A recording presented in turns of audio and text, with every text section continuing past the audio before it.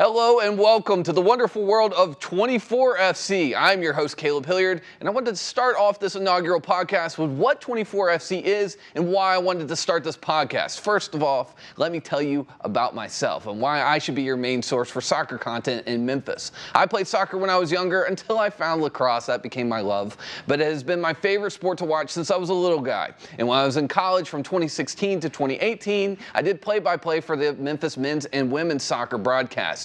And at the same time, I was also the play-by-play broadcaster for Memphis City Football Club. The OGs know what I'm talking about, the predecessor to 901 FC.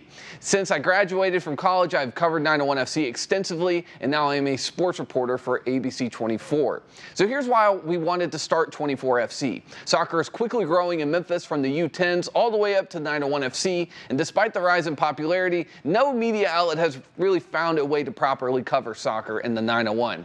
At 24 FC, the rest of the team and I will cover all things soccer, 901 FC, Memphis College soccer, and high school soccer. But before we get into that, I wanted to introduce my guest, Jonah Dillon. How's it going, Jonah?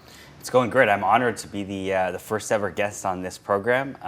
As you said, I'm Jonah. I'm a reporter with the Commercial Appeal, big soccer fan as well, and just excited to be here. Yeah, as you can see by our jerseys, we are legitimate soccer fans. We've got a LAFC fan here. I've got my Italian kit on. But Jonah knows a whole lot about soccer. Whenever I have ideas about 901 FC, because there's not a lot of people to talk about soccer in the city, I always go with Jonah. So Jonah, what do you think about the start of the 901 FC season? Well, it's definitely been up and down. I mean, you're starting with coming off a win, a game where they went down early and then came back, and it looked like things were rolling in the right direction after a lot of offseason moves that people were excited about. And then you follow that up with 3 straight losses, 1 goal in 3 losses. And now we're kind of talking about, is this going in a bad direction? And I'm hoping it can, we're thinking it can turn around.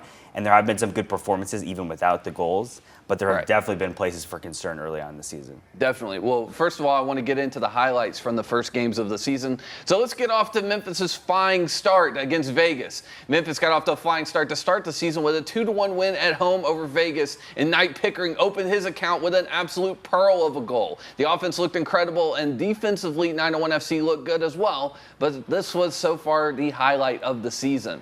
And next game against Indy 11 was also at home. We had high hopes after the first game, but this one did not go to plan for head coach Stephen Glass and 901 FC. Tulu gave away a PK in the first half, and Memphis went down 1-0 in the 26 minutes. Less than 20 minutes later, Indy got another goal, and then Oscar Jimenez got a second yellow card, and we haven't seen him since. Abdoulaye Sissoko scored an absolute beauty in the 92nd minutes, but it was too little, too late. And Jonah, this was the first sign of 901 FC's scoring woes. It's like, whenever I watch a soccer game, whenever I watch really any sport, it seems like sometimes it's easy to score goals and the passes look perfect, really just going down the field, creating those 1-2s, creating those triangles, and it's just easy. And that's what it looked like in Vegas, to open up with that Knight Pickering goal, some great passing. And then in the Indy 11 game, they just looked stifled. Yeah, and look at that goal that Knight Pickering scored. It was the goal of the week, I think, in the USL that week. And it's the kind of goal that makes you think, okay, let's just get this guy the ball on the wing, and he'll just figure something out, especially cutting out on his left foot, being able to shoot like that. And they were able to create chances and then capitalize on the chances. I think if you look forward, they created chances in the other games. It's just that they weren't able to score. The Indy game was difficult, right? Because you get the red card in the first half, and then that changes the whole game. And we don't need to get too into it, but the referee had quite a performance in that game. Yeah, that was ridiculous. Yeah, there were 2 red cards. Akeem Ward got one at the end. Indy 11 got one in the second half. And 901 FC really weren't able to capitalize 10-on-10. It got chippy, and like I said, Akeem Ward got a straight red for violent conduct. I don't know. Akeem Ward is a really, really bright spot in the team. Really good fullback, and you kind of seen what the team is without him in the most recent game. Yeah, and you saw how good they were in the first game and how well they moved going forward, and then you see how things kind of start to fall apart without pieces in there as they try to figure out who's going to play in what position, who's going to replace guys that are out. When you have 2 players get a red card, and one of the red cards was after the final whistle in that game, which is obviously a bizarre one. You don't see that every day.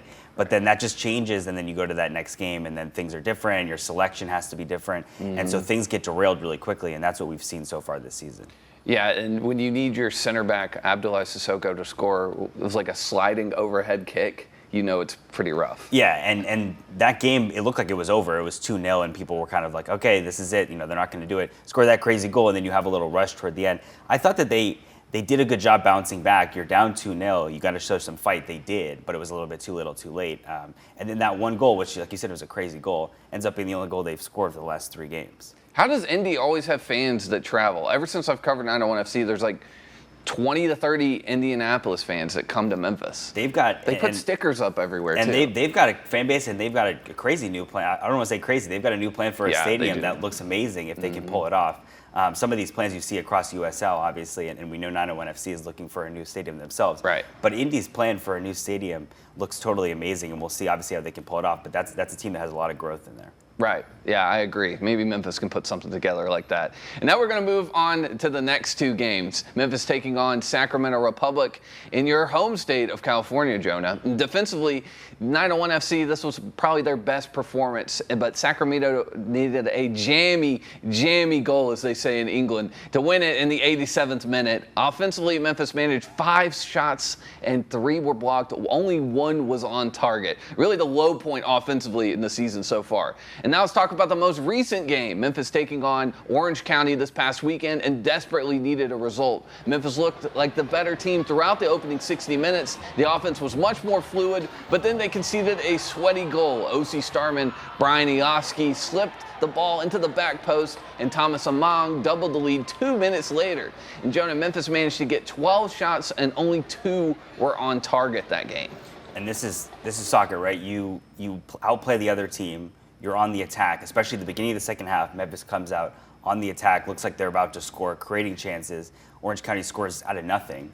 Then they score again right after that out of nothing. And then the game was basically over at that point. You could tell just so deflating to concede 2 goals like that in quick succession. And then that's it. And then you look back at the performance and you say, well, I thought they played pretty well, and that's probably true. And Coach Stephen Glass said that after the game. Yeah. But the result is a 2-0 loss and another game without scoring. And that's got to be a concern moving forward for Memphis. Yeah, it seemed like the team, I know these are professionals, but it seemed like they kind of gave up in that game. It's hard. It's like I said, any team you're out there and you feel like you're playing well, you're on the front foot. Bruno Lapa had a great chance there at the beginning of the second half, could have put Memphis ahead. Then a couple minutes later, Orange County goes down and scores, and then you're just kind of, okay, we're down 1-0, we're still in the game. They come down, they score again on a goal that kind of came out of nothing, could have been prevented. It's a toe poke goal in the end. And the first goal also was one of those crazy ones where, something's going on and then the ball kind of forces its way into the net. Yeah. And if you're on the team, even if you're a professional player, it's deflating to be out there, and that happens 100%. When you feel like you've been fighting and you've been doing a good job and you're right there on the cusp of scoring, and then suddenly you're looking at the scoreboard and it's 2-0. And there's about 30 minutes left, and that rest of the game just petered out. They really never had a chance. Yeah, something they did in the game as well is they played Marlon Santos at right back and then Fernando at left back. It's almost like wing backs in a way. And they changed shape later in the game and moved them further up the field and moved to a back 3. But it's something that we've seen with Stephen Glass all season. Last season was that he plays with a 4-2-3-1. And this year he's been trying to play Knight at striker. This was the first game that we saw Knight at winger and on the right wing, and they just double teamed him all game. Yeah, I think he's got a lot of work to figure out how to deal with the attack, right? Because like we said, you're creating chances, and we know how important Knight Pickering is going to be to this team. But you got to figure out how to score. You got to figure out who can we get the ball to in the final third, who's going to put the ball in the back of the net. They haven't found anyone to do that yet. They found people who are going to create chances, and maybe Knight Pickering needs to play in the middle so he can be the one who scores. Obviously, like we talked about earlier, he scored that amazing goal in the first game. They've got to figure out how to use him the best, and they've got to figure out who else can help if he needs to get the ball to somebody else. Obviously, like we talked about, Bruno Lapa is going to be a key player in the attack. Right. But someone's got to be there in the box, in the final third, to finish off these chances. Right, yeah. Bruno Lapa, one of the veterans, and so is Nico Brett. And Nico Brett really hasn't had a lot of game time this season. He started in the last one, and that ball roll that he attempted on the goalkeeper, it spurted out. Zach Duncan gets the ball at 18 yards out and just sprays it over the top of the crossbar. Yep, and like I said, I think deflating would be the word for the last game. Just everything that happened. Zach Duncan, I thought, has played really well so far since he's been in Memphis. I thought he played well in that game, and yet he wasn't able to score that goal. The team wasn't able to score, and then here we are, and we're talking about another game where they failed to score. Yeah, and Jonah, so far Memphis are averaging 3.5 shots per game, and 27% of their shots have been on target, which is the 5th worst in the league. So we've already talked about it a lot. I wanted to show some of these highlights here just so you can see just their struggles. And one of the things is that final ball, Jonah, into the box has just been rough. They just can't find, as you can see right there, it's really tough because a lot of these teams in the USL really pack out the box and have at least 3 defenders in on any type of fast break opportunity. What have you seen there? Yeah, and what you just saw was that Bruno Lapa chance, which kind of came out of a weird play where Orange County was a little bit out of position and the ball kind of rolled to him throughout in the box, and I think he was probably surprised to end up in that position.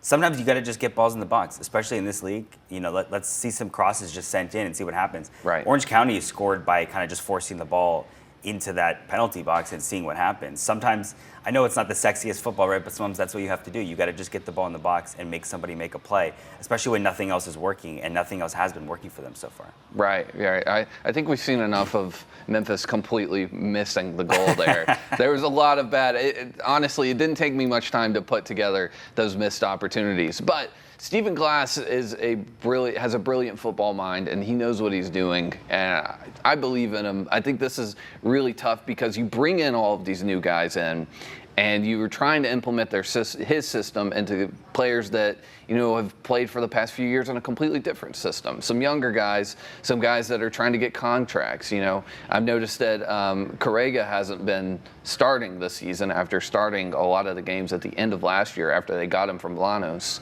And maybe there's something there. Maybe there's a little bit of creativity difference between the two. But honestly, we haven't mentioned him yet. I think he's probably, if not the most talented player on the team, one of the most talented. Yeah, I mean, it's been 4 games, right? So there's 30 games left to play. Right. Even if they had won all 4 games, we would still say, well, it's early, anything could happen. And that's true. And like we've talked about, there's a lot of reason to be excited with how they've played. Now, the results haven't been there. And you could tell Stephen Glass, talking after the last game, there's a little bit more now. Instead of, okay, it's been 1 game, we'll be fine. It's starting to become, we need to pick up results because you don't want to fall too far behind.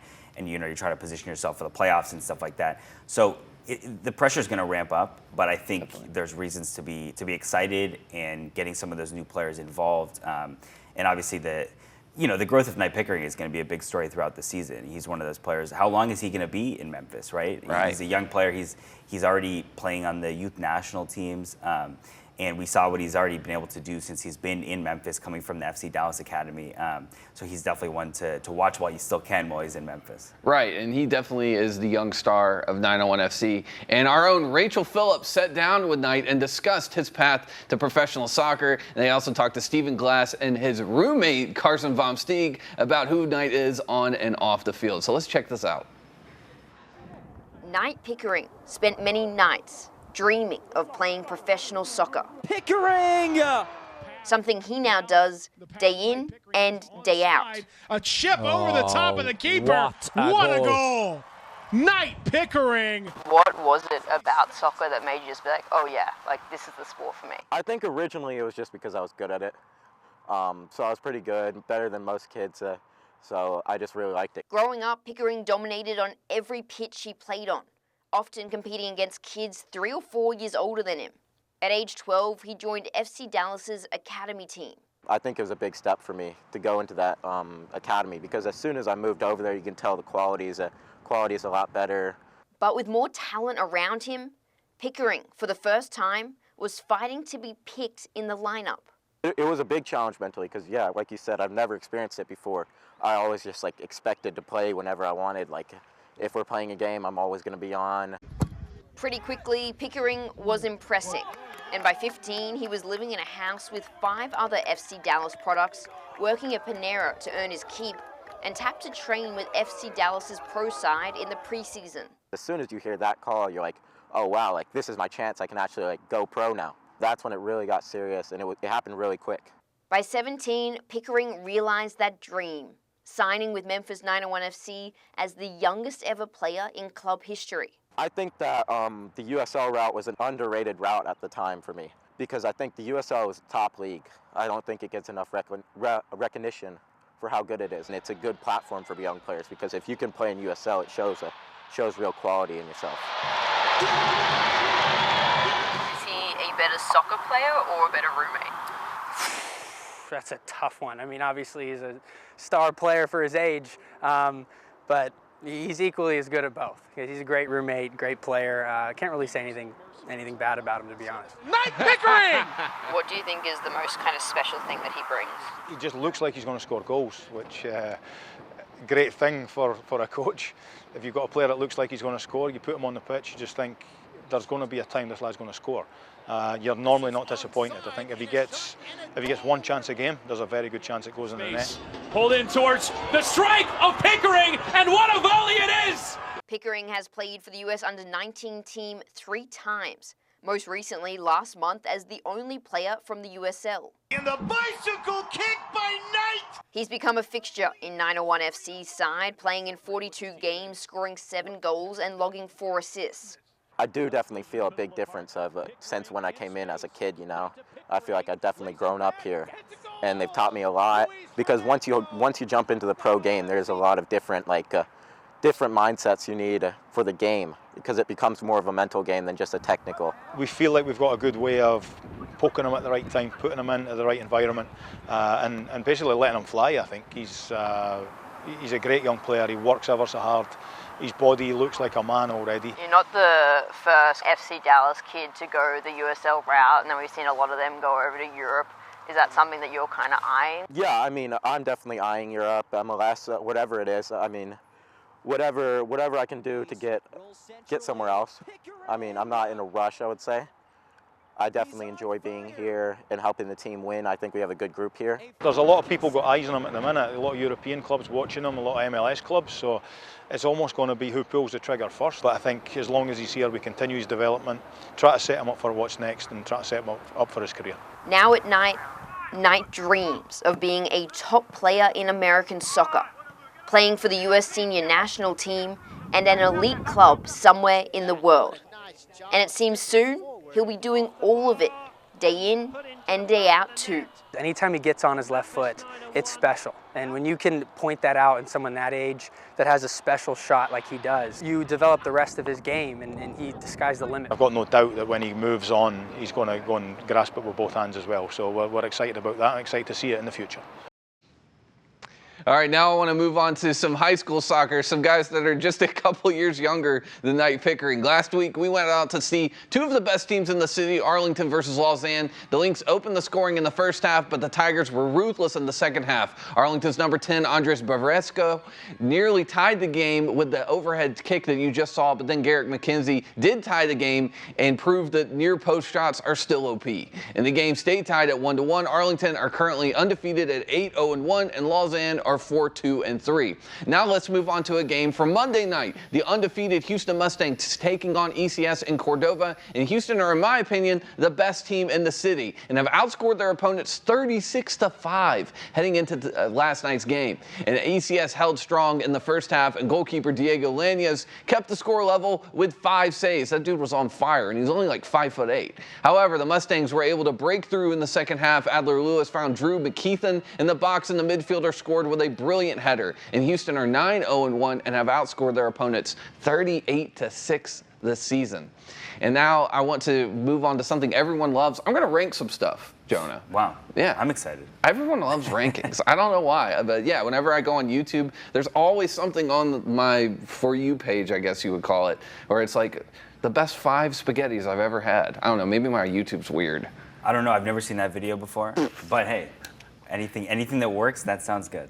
You can get random views for anything on YouTube. Like if I went outside and I saw a funny squirrel, I get like 50 million views. So what you're saying is new YouTube page coming right here, and it's going to be about squirrels and rankings of random things that you see on the street. Listen, if ABC24 wants to hire me as like a viral video reporter, I'm all about it. But right now I'm going to rank the high school teams in Memphis. After 5 weeks into the season, my Memphis Metro High School Power Rankings, that's a mouthful. Memphis are at number 1. We're going to have to shorten that. Houston are at number 1 at 9-0-1. Bartlett are number 2 at 9-1-1. And Arlington are at 3 at 8-0-1. Cordova are at 4 at 6-0, and Christian Brothers are at 5 at 5-3. We really have some good teams. Honestly, it's really Houston, Bartlett, Arlington, and Collierville.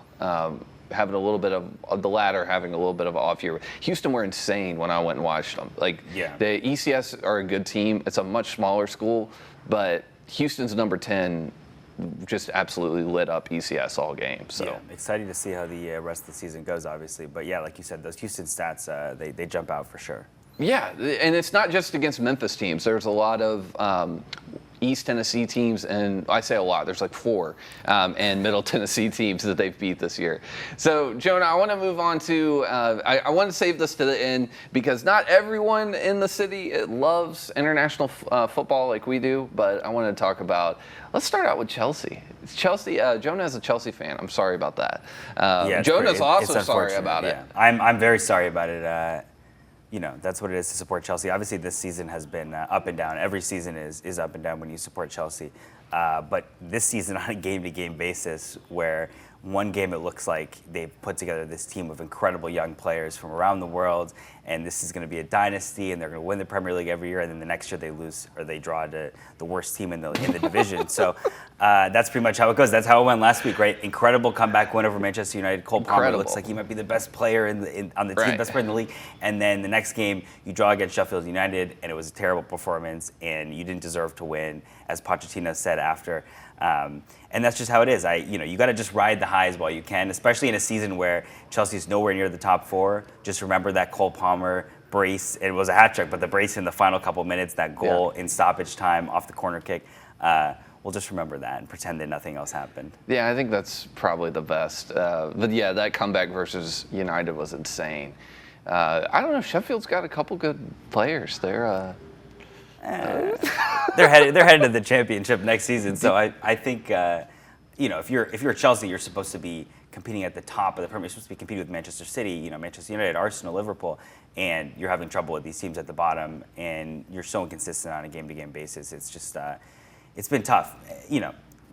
Games where they're playing against Liverpool and they look like, man, this team probably should have won the Carabao Cup final, was the better team for certainly for regular time, and then weird substitutions, weird things happen. You're playing against a team that was definitely not at full strength. Chance to win a trophy right there, and obviously another chance in the FA Cup. And they could do it. Like, that's the craziest thing is Chelsea could win any of these games because you see it, especially with how Cole Palmer's playing. Like, they could win any of these games. They could also lose to literally any team in the Premier League, in the Championship. You just never know. Yeah, I still think Manchester City is going to win the Premier League. I don't care about that. I mean, you saw the lead that Arsenal had last season, and obviously it was a choke of a lifetime. But Manchester City's still the best team in the Premier League, in my opinion. Yeah, it's hard to pick against them. Liverpool's got something going with Klopp being in his last season and the narrative of that and how many young players they've had, and they get so many injuries and it just doesn't matter. They keep bringing different guys in. They keep winning.